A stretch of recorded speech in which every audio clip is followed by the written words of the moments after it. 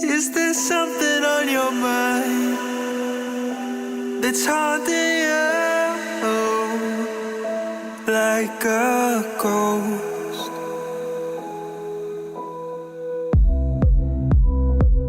Am I the one that makes you cry, or keeps you so high? There's no coming down. I lose myself when you're not around, like it's something real.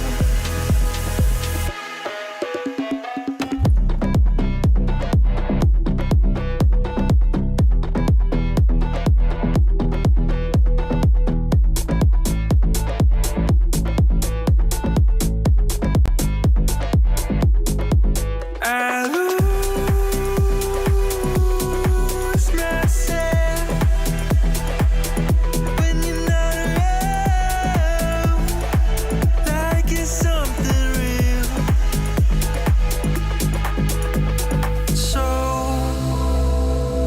everything was just a lie. I think it's haunting you, like a ghost.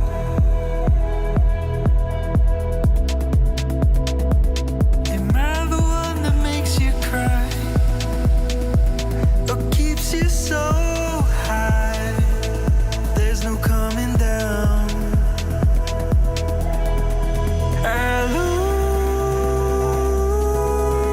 myself when you're not around, like it's something real. I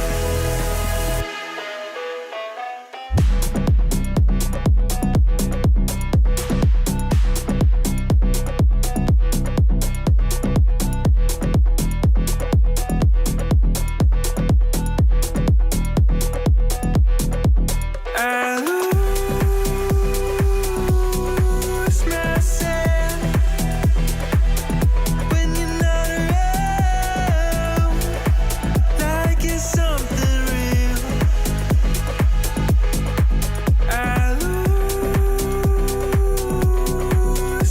I lose myself when you're not around, like it's something real.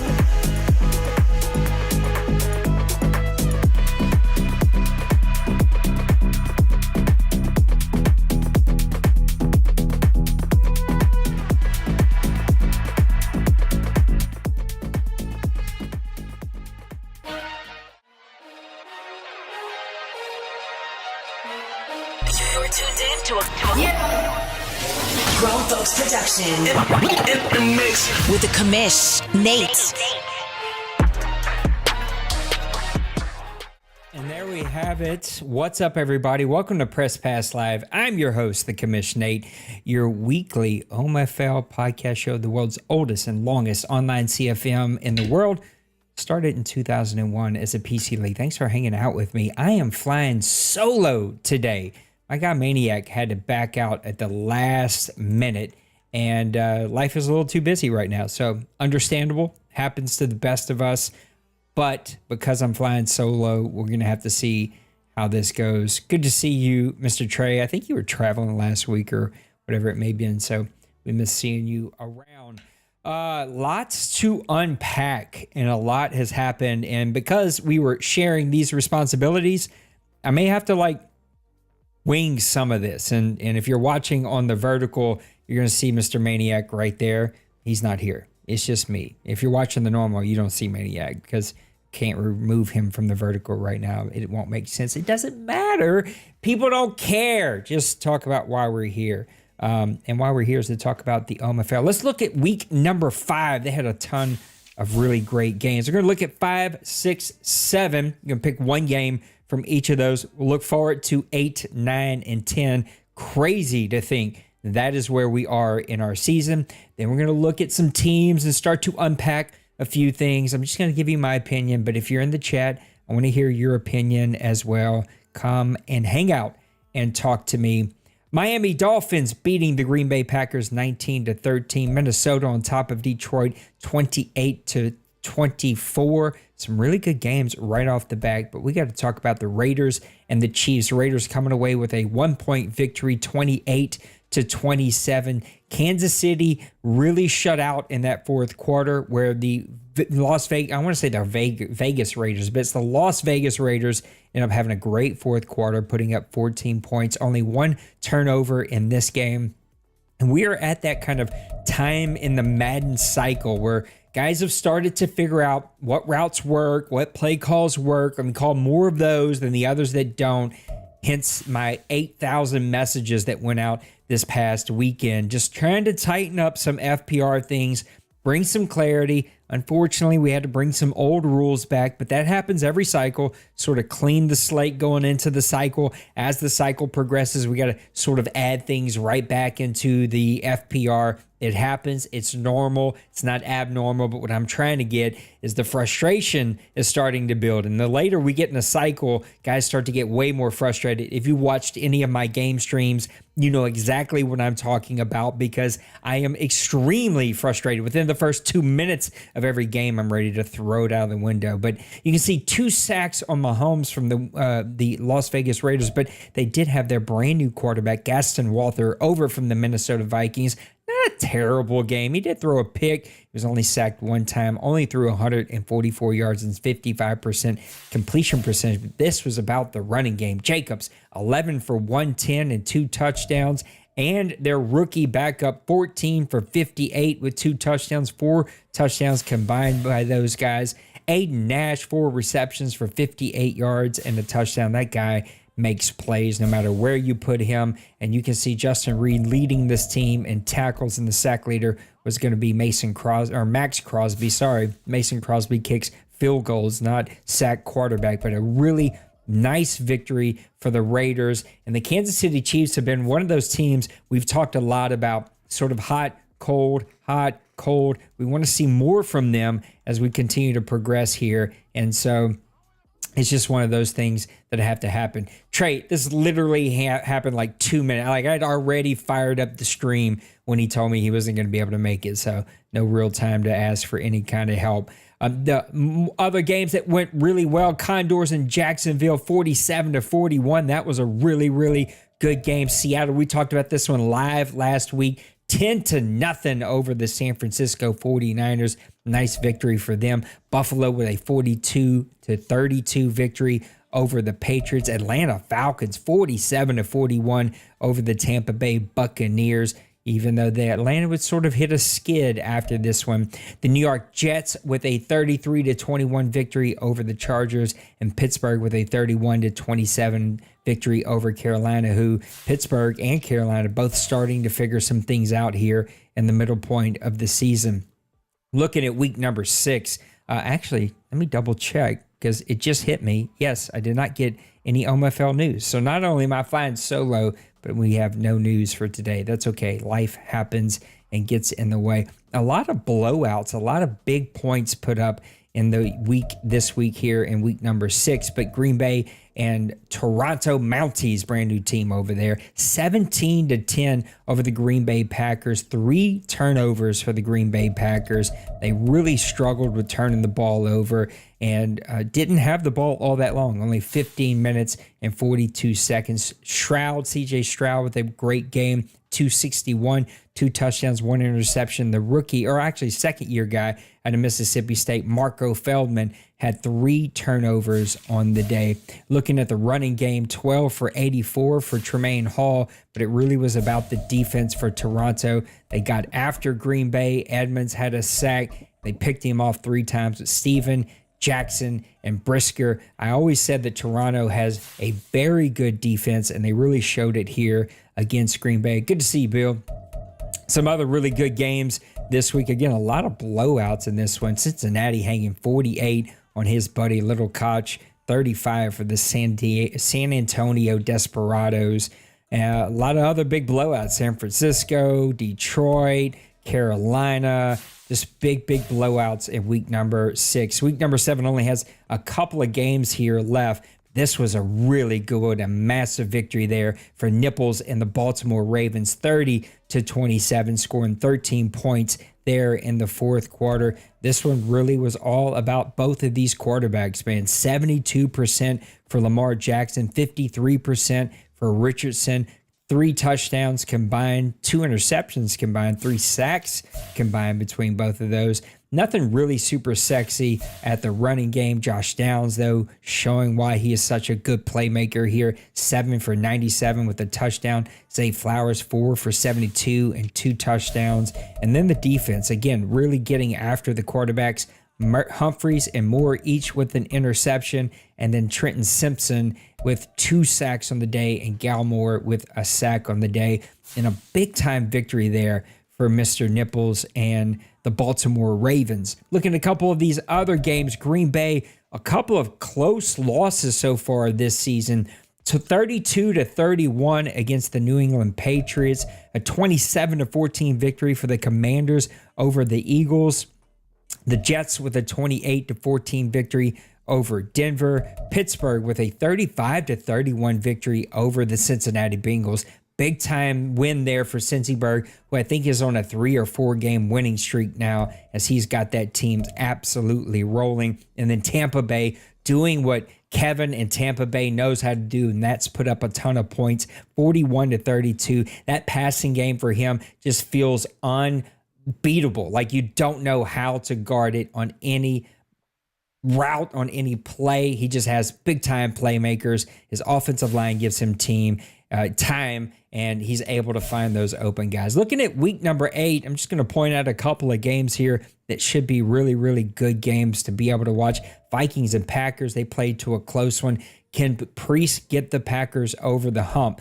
Bengals, Desperados got to be feeling some kind of way after having 42 hung on them just a couple of weeks before he's going to be playing his buddy. Jaguars and Ravens, can Nipple and the Ravens keep that momentum going and keep rolling along there in that one? Falcons and Panthers. I know that Maniac's feeling some kind of way about that game against Carolina. He's going to be looking for a bit of a comeback, some payback in that one. What are some other really good games here?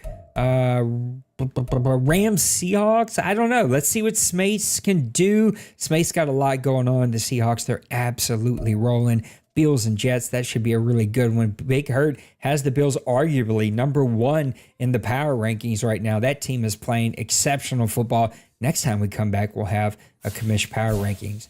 Quick look at week number 9. I'm not sure if Dwayne's going to be gone or not. That could be a really fun matchup between two teams who know each other very well, between the Cowboys and the Giants. Buccaneers and Falcons for round 2 of that one. That should be a really fun one. Mounties and Lions, 2 guys playing their team. Tim playing the old team that he used to have. So that could be a good one. Steelers, Condors, sign me up for this one. I'm going to watch that one. That's going to be a barn burner. Bills and Titans. That could be a really good game fun to watch. Dolphins and Jaguars, sneaky good. Raiders, Broncos, I know their records don't say it. These two guys are friends, and that should just be a really fun one. And I want to watch Panthers and Desperados. I feel like Bird has figured out some things. I think all of us are starting to figure out some things, and now it's just executing. I feel like Bird and the Panthers have executed a bit better lately. Little Koch is putting up tons of points. It's just not coming away in victories right now. And then before I take a breath, a look at week number 10 here. Buccaneers and Ravens. Yes. Defense versus offense. Sign me up. I want to watch that one. That's going to be a ton of fun. Mike Fleury and his Vikings. Big Hurt and the Buffalo Bills. Two teams that have had quietly really good seasons. I think that's going to be a ton of fun to watch. Steelers on the red hot roll that they are on against the Desperados, who are still putting up tons of points. These are going to be a really good matchup between two strengths of each of these coaches against one another. But the game of the week, it has to be maybe the game of the year up to this point. Jets and Seahawks, two buddies, two guys playing powerhouse football right now, two guys that arguably could be at the top of both of their conferences by the time we get to this week. That's going to be a really fun game to be able to watch. Bengals Falcons, I think, could be a ton of fun as well. And that's a look at week number 8, 9, and 10. There's no news, so there's like nothing that I can do to sort of break this up just a little bit. But man, we got to figure it out. We got to figure out a way to sort of break this out. It's just going to be me kind of talking. We're going to turn the page here and start to look at some teams, though. I'm going to do two different sort of segments. First, authentic love or catfish. We're going to look at some teams I'm going to roll out, and we're either going to say, do we authentically love these, or is this wifey material for season 109, or did we get catfish and think maybe these teams are not the contenders that we think they may be? And then we're going to turn the corner and we're going to say, that's not a compliment. We're going to look at a stat that looks like on paper could be a compliment, but ultimately it is absolutely not a compliment. We were hoping to have a handful of these, but since it's just me, I've only got two that I want to point out. Then we're going to open up the OMFL mailbag, and then we're going to get you out of here. So let's go look at a couple of these teams here. Actually, let's get back over here. Oh, gosh. I keep flip-flopping, y'all. I apologize. But then I remember I need this screen so I can actually see what I'm doing over here. All right. I want to talk about a couple of these teams here. Authentic love or catfish. And I want you to tell me in the chat what you think about each of these teams. We're going to break down about 4 of them. And the first one is one that I've already talked about a handful of times, and that is the Baltimore Ravens. 5-2, 192 points for that offense. Is playing pretty good, but look at that defense. 154 points only allowed. He is on a 4-game winning streak. Are you authentically in love with this team, or do you feel like you've been catfished? And just because history tells no lies, I got to say he's catfishing us. Only because I don't know that he's got the stamina. That's a funny word, pause, to use for Mr. Nipples and the Ravens. I'm not sure he's got the stamina to last all the way to the end of season 109. Now, I know when he's plugged in, when he's fully engaged, he can play defense with the best of them. He can make you want to delete this game from your PlayStation and act like you've never touched it before. This guy is a player. He knows how to play exceptionally good football. He's got the team. He's got the running game. He's got Jackson playing at a high percentage right now. We've seen in his last game 72% completion percentage, but I still think he's catfished us, and he probably doesn't have what it takes to go all the way through with it. The next team, we're going to stay in the AFC. We're going to go one below, talk about the Tennessee Titans and Mr. Penguins. 4-2, finally turning things down around there in Tennessee, but on a 2-game losing streak, playing exceptionally good defense. Offense still needs to figure out some things. I still feel like there's a quarterback question that's sort of floating for that team, but play defense. This guy knows how to do that. He plays the utmost best defense, some of the best defense that you're ever going to face here in the OMFL. Do you think that you're absolutely madly in love? Have you made some starry-eyed connections, sipping on the wine? The stars are out. You think that you're going to put a ring on it and take this home to mama, or you think you've been catfished on this one? I got to say this one feels authentic. only because of the division that he is in. I mean, the AFC is not going to be an easy one. Oh, I let it go too fast here. He does have the Condors, but he's keeping pace with the Condors at 5-2. They're at 4-2. Texans, we know what Roger is when he's able to concentrate, but his health sort of keeps him from being able to do that. And I'm not sure what happened to Peppers off to that really hot start, that 1-0, but 5-game losing streak. I feel like me and Peppers are sort of in the same boat. We thought we had things figured out, but they've sort of unraveled a bit. So I feel like the AFC is there for the Titans to be able to take it. And a little unlike the Jacksonville Jaguars, I feel like Penguins is going to stay engaged. I said the Jacksonville Jaguars because I had him on the mind. I meant the Baltimore Ravens. I think the Tennessee Titans are going to be able to stay engaged for this one. I think this might be some authentic love for this, but one thing we know for sure, Penguins knows how to play really great defense. Defense, it simply wins in the OMFL, and it wins at the highest levels whenever you can play defense at the highest levels. Two more teams. We're going to turn our corner and go back to the NFC for this one. And the first one is right here in my division with the Tampa Bay Buccaneers. 6-1, a 2-game winning streak, putting up some outrageous offensive numbers. I think he's going to be, number 2 right behind the Condors at 260.1 points for him, 190 points against him, which isn't too bad there. Are you in the chat authentically in love with the Tampa Bay Buccaneers, or you think you've been catfished? I got to say I'm in love with it. Listen, that quarterback, those receivers, the offense that he knows. Listen, if Kevin's figured out anything, he's figured out the plays that work for his team, the plays that work against you, and he's probably going to put up 35 minimum right off the bus, stepping one foot into your stadium or to his. He's hanging 35 on you. And if he gets a couple of turnovers, gets a couple of breaks to go his way, you can hang it up. He's going to put up 40, 45, maybe 50 burgers on you all day long. I love what this offense is all about. I love those receivers, the running backs, the tight ends. He's got playmakers at every position, every key position that you want. And so far this year, the offensive line has held up pretty well. Thank you, MLW and Gaming. I appreciate you for the subscription. Back to the Buccaneers. I feel like he's doing it all right. He's doing it the way we seen him do it 2 or 3 seasons ago. Tampa Bay is right there. The division is his. And I feel like I am absolutely, authentically in love with him. Now, I want to turn the corner and talk about the last team on our list, and that is one that we've already talked about a few times, one that is turning the corner here. Did I pass him up? I guess I wasn't paying attention. And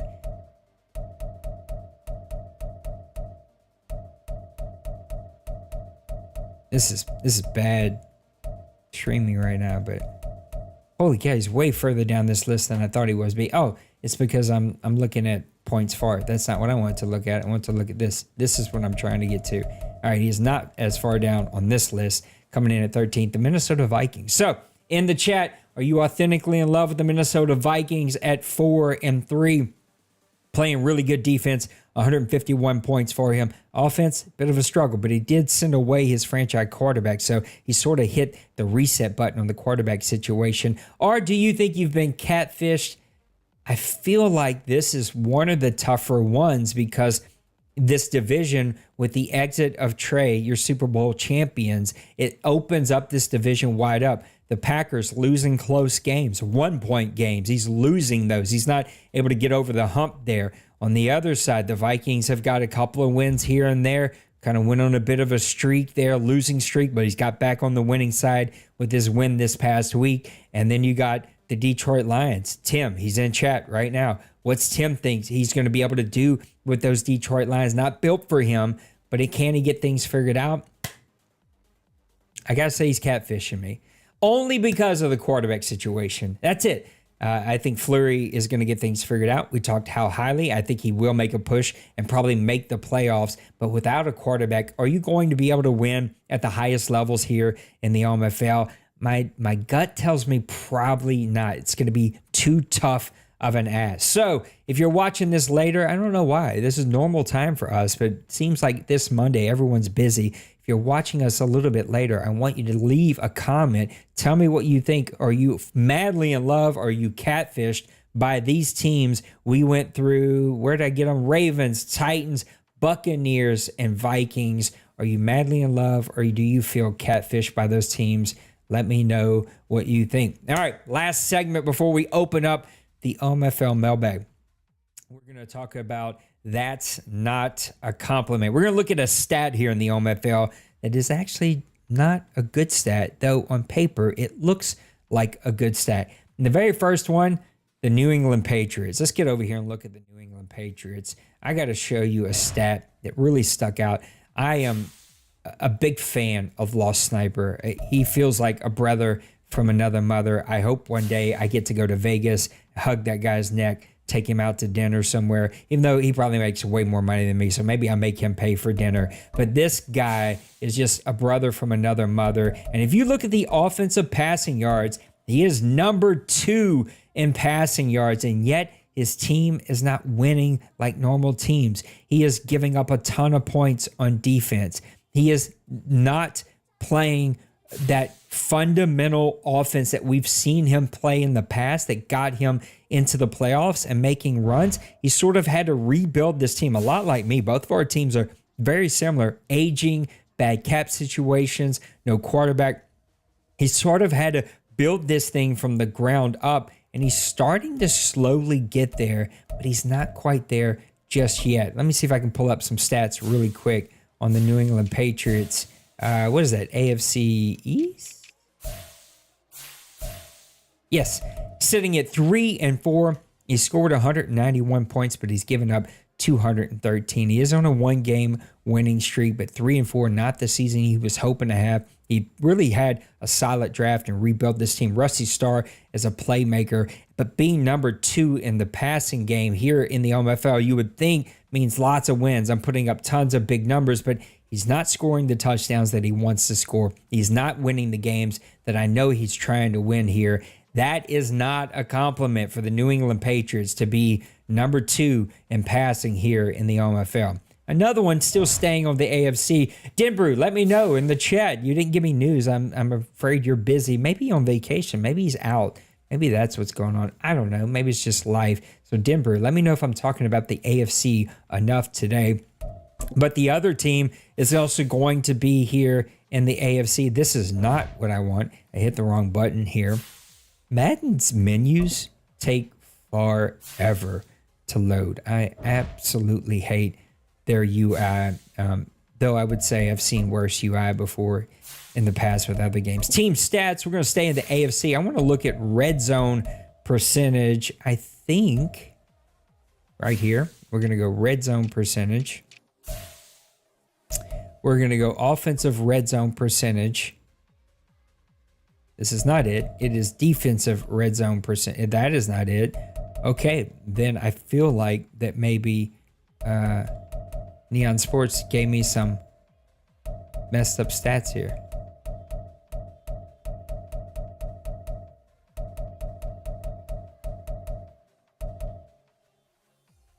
Okay, this is not the stats that Neon Sports gave me, so let me pull up Neon Sports and find out what I was looking at, because it originally said that the Denver Broncos were number 4 or 5 in offensive red zone percentage at 72%, and yet we find them with only 10 total touchdowns. Let me see if I can pull it up here on Neon Sports, one of our partners that we enjoy being able to be a partner with and appreciate them. Let's see, total. What was I looking at then?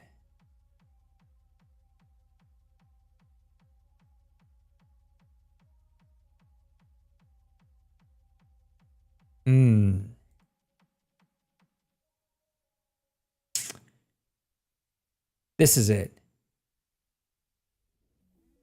Yeah, this is weird. Okay, my bad. I don't know what it is I'm looking at here. That's all. It's not here. It's not the same. Anyway, on Neon Sports, the percentage of scoring whenever they enter the red zone is at 72%. I think this right here that we're looking at on the screen is going to be touchdown percentage and red zone percentage for the Broncos. They are sitting at 72%, but only 10 touchdowns on the season. That's not a compliment to be scoring every time you enter the red zone. But the problem is if you only enter the red zone 18 times, you're going to have pretty high percentages, no matter if you score or get a field goal or a touchdown. The Broncos getting in the red zone, not that often. Scoring when they do get there, but they need more touchdowns. They need to get in the red zone more often. Way too many punts. So the 72% completion percentage is actually going to put them fifth in the league behind the Bengals, Condors, Chiefs, Bills, Buccaneers right below them. These are all very good offensive teams here in the OMFL. He's just not putting up the touchdowns. He's also not getting in the red zone nearly enough. So the Denver Broncos, that is not a compliment to be that high in red zone percentage just because you're not scoring enough touchdowns. And that is our two segments for the day.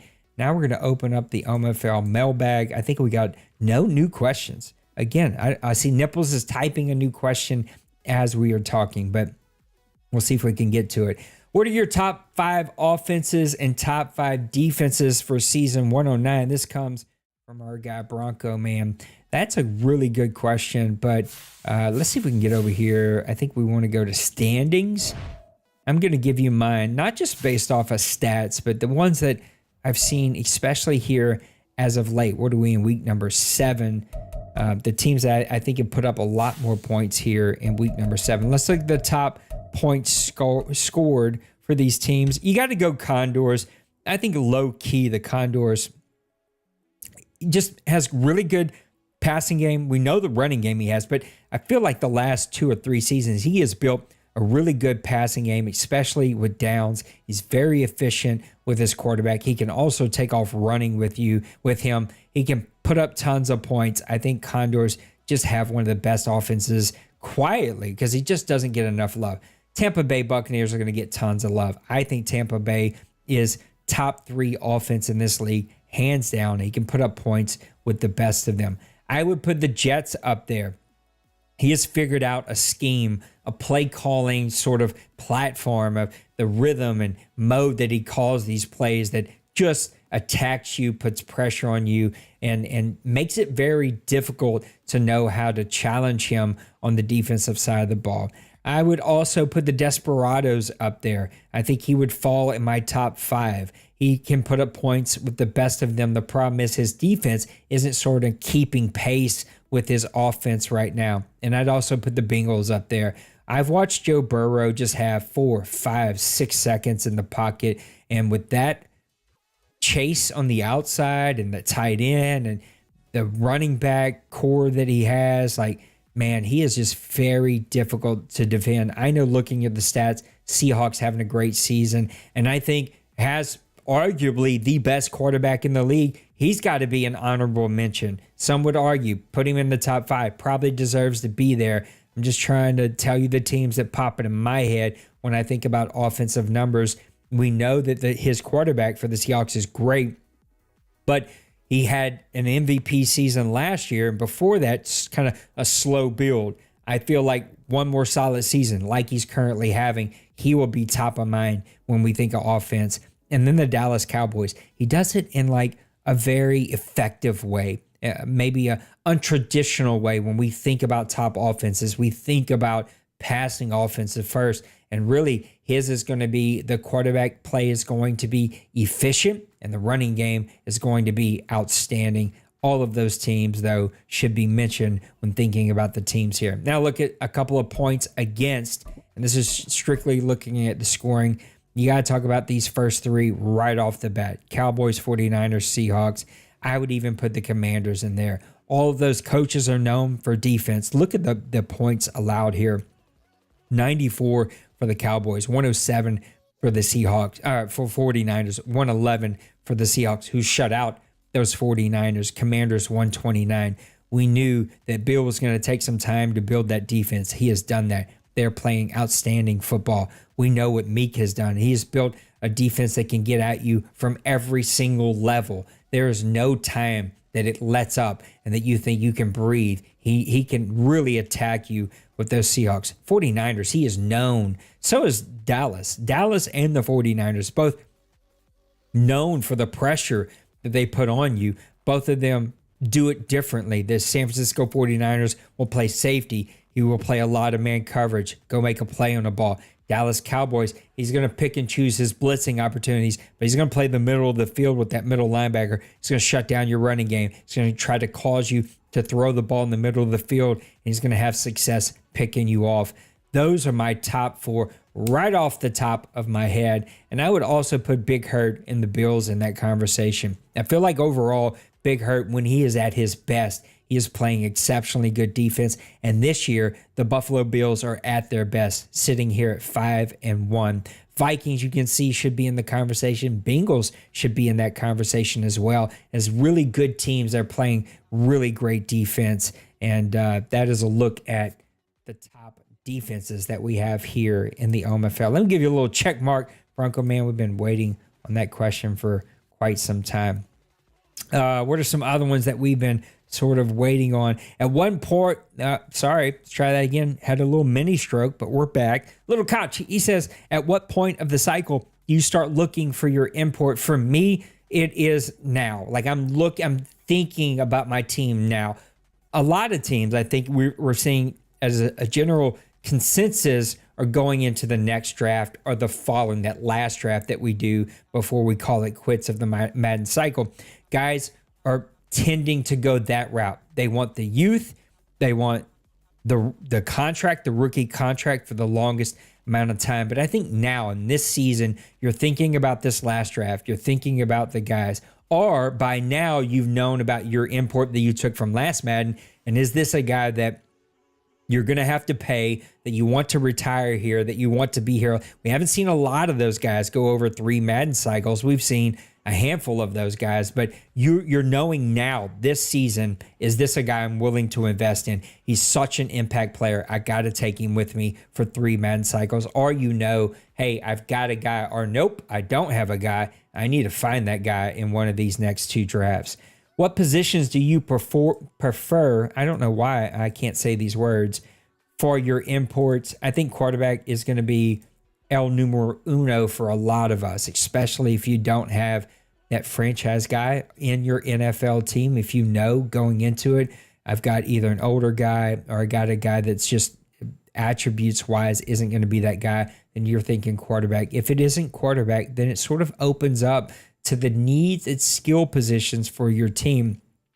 I've been one of the guys that will invest in an offensive lineman, a defensive lineman. But that also has been the need for the New Orleans Saints the last couple of Madden cycles. They got old. They had needs at those positions. They didn't have a lot of draft picks. I don't know what's going on with my light over here. It's freaking out. I'm going to have to go give it a taparoo in a little bit. But I think you're looking at your team. You're looking at what they're going to do after this draft. I think NFL draft, right? After they draft and we start to think, is this going to be a player that may get rated high? That also is going to kind of curve how guys think. But I think skill positions is where a lot of dudes want to invest. But you will see a handful of us, like me, who are the positions in an OMFL draft that you don't want to waste a draft pick on. It's not sexy to waste a draft pick on a defensive tackle. Shouldn't call it a waste, but use a draft pick on an OMFL draft defensive tackle, a offensive lineman, a fullback. I'm probably to never see fullbacks come over. And if you have those needs on your NFL team and you have a player that makes sense to take over age, contract, abilities, sort of that mixture of those 3, then you're sort of looking to take those over. All right, one last one from Mr. Nipples. I have no clue what this is going to say, but I'm just going to go ahead and I'm going to give it. He says, thank you for a new updated FPR. An offensive playbook can have 500 plays. Is it FPR breaking or weak doing 2 or more times the same passing plays or the same plays in some...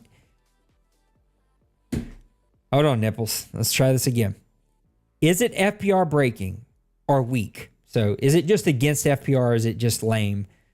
Doing 2 or more times the same passing plays or same plays in some important situations more than a couple times. I know that we all have our favorite things and feel having favorites can be honest, true. Your opinions. Oh, I think you're saying, if I understand you correctly, is it okay if I have sort of my go-tos in specific plays situations? I think it's okay in context. If the context is every 3rd and long, I'm going to this play, that's lame. You shouldn't do that. If every time I need to score a play, I'm going to these 3 play call sheets back to back to back because I know that's going to get me down there and score. That's lame. I don't think you should be pulling out things when you know they're going to work and you're going to pick, well, I'm going to save it and use it on that 3rd down. I'm going to save it for that red zone percentage. If it's done every single time. Now, if I have a play that I know works well, my team runs it well, it's just a play that works this Madden, and I'm putting it in my pocket and saving it for that 1 3rd and long, that one red zone where I need a touchdown. That's fine. That's just being a good coach, saving plays. But if it's, okay, every 3rd and long, I'm going to this play, and I've got it in 3 formations, so I can call it 6 times, that's super lame. He said, if I didn't explain it, I'll ask you at the next press. I'm working, so I haven't had crazy sex in the last 2 days. Thank you. Okay, that's not a question, but yes, you asked it just fine. I think it is fine to have go-tos. I think it's fine to have plays that work. I think it's fine to have favorite plays, and I think it is strategic to call those in specific times. I think it's lame if those times happen more than once. One of the things I think is lame that I've seen happen multiple times this season is guys who will abuse the tight end on the first drive, the first quarter. Like it's like first 4 out of 6 passes is to a tight end. That feels lame. That's like doing what you need to take that early lead, get momentum on your favor, and now I can back off, but like momentum's running, momentum's rolling, I can now open it up. Those are the kind of things we tried to articulate in all of the messages that I sent yesterday, because we're seeing this theme of owners sort of, maybe abuse doesn't fit, but like they're focusing on one specific thing to get that early lead. They're focusing on that one specific thing on those early quarters because they'll help you jump out to a lead. They'll maybe force a timeout. Like literally the first 5 out of 8 third downs in the first half of the game, it's cover 2 zone. The first 8 out of 12 second downs, you're blitzing. The first 4 out of 6 first downs, you're blitzing. The first 5 straight first downs, you're calling. So it's just like you're not mixing it up. You're not being strategic with your play calls. Thanks, Robot. Appreciate the, I don't know if you're a real robot, if you're just named Robot, whatever. Anyway, I appreciate the sub. Anyway, the ultimate point that we're trying to make here is using things early in a game in hopes that you get the momentum, that you get the early lead, and now you're forcing the other team into some more difficult play calls later in the game where you can now open it up because I got the lead. Abusing post, abusing go routes. Like the amount of times I've seen verticals on any down and long distance just drives me. I hate vert calls on a 2nd and 20 in the second quarter, in the first quarter. Like it's just not something you see a lot from NFL teams, but this Madden, it works well. So no way to sort of like answer that in black and white, Nips, but ultimately what I'm trying to say is it's fine to have a play call that you like, that's your favorite, that works well. It's just not cool to save those for those super important times, especially what I'm seeing in games this year, those super important times happening early in games. Blitzing a lot early in a game and then mixing up later, kind of even out the overall numbers, lame. Lot of zone early in a game and then backing off later to even out the numbers, lame. Is that true, Tim? I hope they signed him to cheap deal because I don't think and Saints are bargain hunting right now anyway. So good for them. Not super pumped about it. Hopefully it's a 1 year prove it deal, and I'm fine with it. And it better be under $8 million a year. Anyway, I hope what I'm trying to say is articulating well and coming across the screen the way I want to do it. All we're looking for, fellas, like it is not confusing and it's not hard. Just mix it up. Mix it up with your play calls. Mix it up with your formations. Expand your playbook. Ugh. Yeah, I don't like 13 mil a year. We'll see. I don't know what 1 year filings means, but I think what you're saying. Oh, there you go. Yeah, 1 year is fine. Who cares? It should all be fully guaranteed. It's 1 year, whatever. 13 mil feels a little gross, but I guess it's also bargain hunting when you look at what defensive ends are getting this year. He will be a rotational piece. He won't be a starter on this team. Hopefully he can get it together with our defensive line coach. And anyway, guys, just mix it up. Don't do the tight, like the amount of times I've seen a tight end catch 4 out of the first 6 passes, 3 out of the first 5 passes on the first drive, score a touchdown, and now they back off and they only hit him once or twice the rest of the game. Like, it's happened so many times. The amount of times I've seen every second down you're getting blitzed. You're getting blitzed, 60% of the first quarter. These are the kind of things we just want to see guys mixed up. And sure, there's a line there. Like, we're not saying you got to mix up what position you play. We're not saying you got to, mix up. I don't even know what other instances trying to come to my head, but like, just play strategic football, mix it up. Let's go have fun. And all of us should identify that we're in that sort of season of the cycle that we figured it out. You figured out the game. You know what works. You know what doesn't work. You can all look up YouTube videos, and some of you I know do. It is what it is. All we're asking you to do is build out a playbook and mix it up. And there's like a bunch of playbooks to choose from if you don't want to build your own out. So anyway, I think that about wraps it up. And that's going to be the end of the show. These shows go way quicker when you're by yourself, 48 minutes. That's going to be the shortest show that we have had in a while. I know someone messaged me this week, but I had a really hard week saying that you would be a hot seat guest. Re-message me. Let me know. I'm not getting a lot of those. I'd love to do the hot seat again. I miss doing those.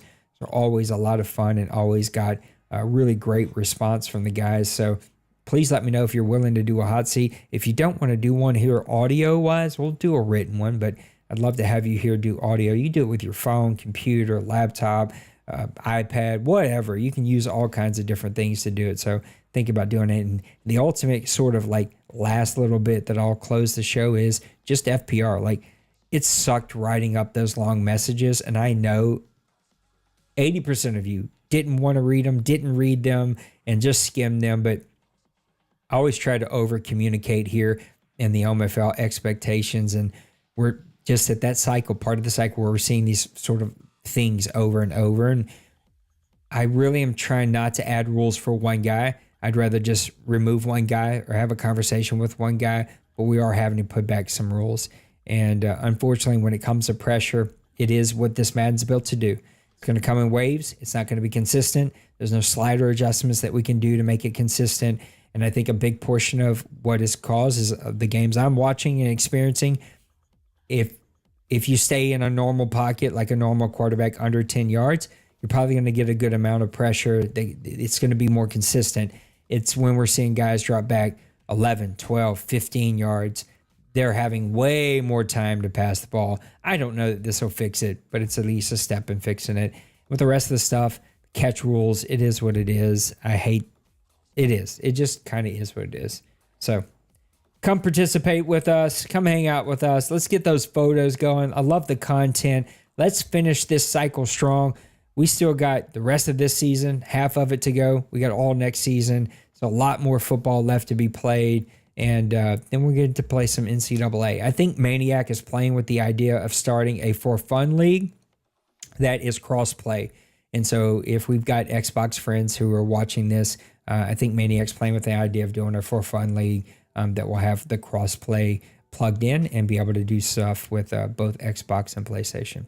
All right, guys, I need to shave. I got to get ready for church tonight. I need to take a breather. It's been one of those days. I love you. Thank you for hanging out. Remember, always take care of yourself. Take care of those around you. Know that I love you. I appreciate you. And I appreciate you hanging out with me here for Press Pass Live. Join me on Wednesday for Nate versus Tim Part 2, because we got to play each other again now that he is with Detroit. And maybe tonight or tomorrow, probably more likely tomorrow, we'll do some PUBG streaming, because I have not streamed shooters in quite some time. Just hasn't lined up. So maybe I can do that since I got a little bit of a gap here. All right, guys, I love you. We'll see you in the next one. Peace. Yeah.